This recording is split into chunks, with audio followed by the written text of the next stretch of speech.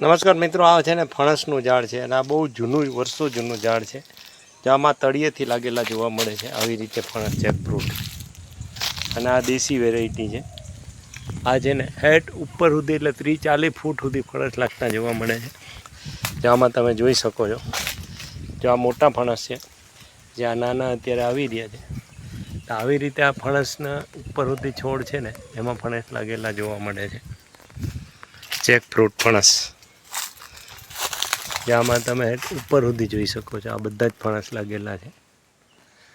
આમાં આ ઉપર આટલે સુધી લાગેલા જોવા મળે છે. અને આ એકદમ પાણી વગરનો વિસ્તાર છે, અને અહીં કોઈ પણ જાતનું પાણી પૂરું પાડવામાં આવતું નથી.